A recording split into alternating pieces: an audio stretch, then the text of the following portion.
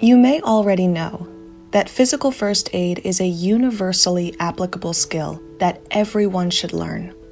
It can be applied by a friend, family member, coworker, even a frontline manager at the workplace. When applied well, it can reduce acute physical stress and even save a life. But what about acute psychological distress? Well, just as there is physical first aid, there is something known as psychological first aid. In fact, the editors of the prestigious magazine Scientific American have asserted that all people should be trained in psychological first aid. Hello, I'm Andy Everly, host for the ICISF Quick Tips series. In this installment, we look at the international standard for assisting people in acute distress. Psychological first aid, or PFA for short, has been endorsed by the World Health Organization, the American Psychological and Psychiatric Associations, and the Red Cross. To learn more about psychological first aid, let's speak to Dr. George S. Everly Jr. He is the author of the book The Johns Hopkins Guide to Psychological First Aid and is considered one of the world's foremost authorities on PFA. So, what exactly is PFA? Well, psychological first aid, or PFA for short, is a supportive and compassionate presence designed to reduce acute psychological distress and even facilitate access to more advanced support if it's required.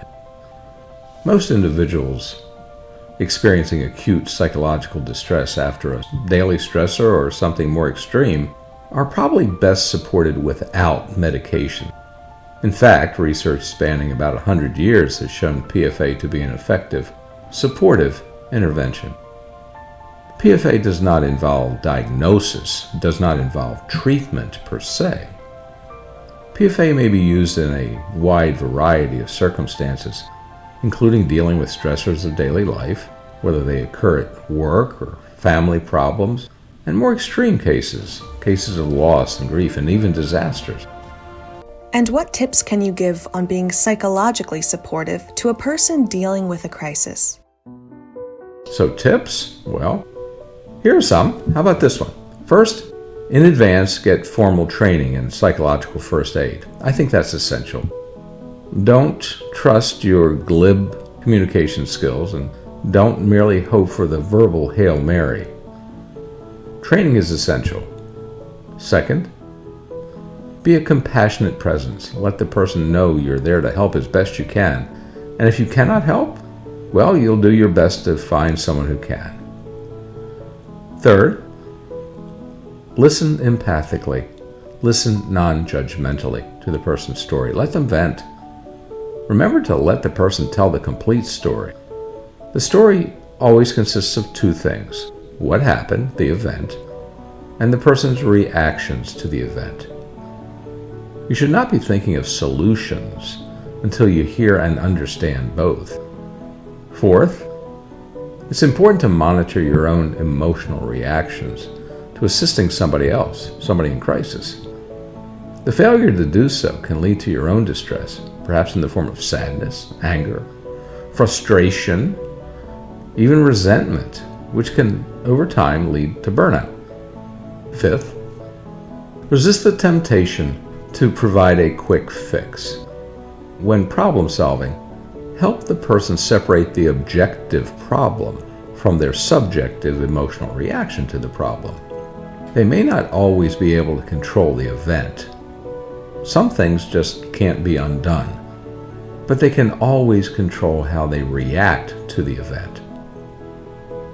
Sixth, attempt to identify resources the person may have that are already available to them.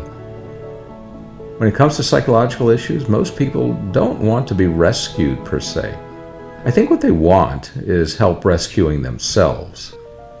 So what can you do to help re-empower people? And seventh, work with the person to identify external resources that may be of value addressing the crisis or the reaction to the event.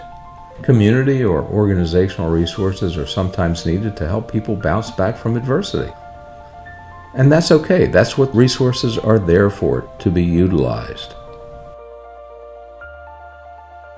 A paper in the American Journal of Psychiatry stated that psychological support in the midst of a crisis should be provided in an empathetic and practical manner without compromising one's integrity or psychological well-being. The science of psychological first aid may be a means to that end. Thank you for listening to ICISF Quick Tips. Until next time.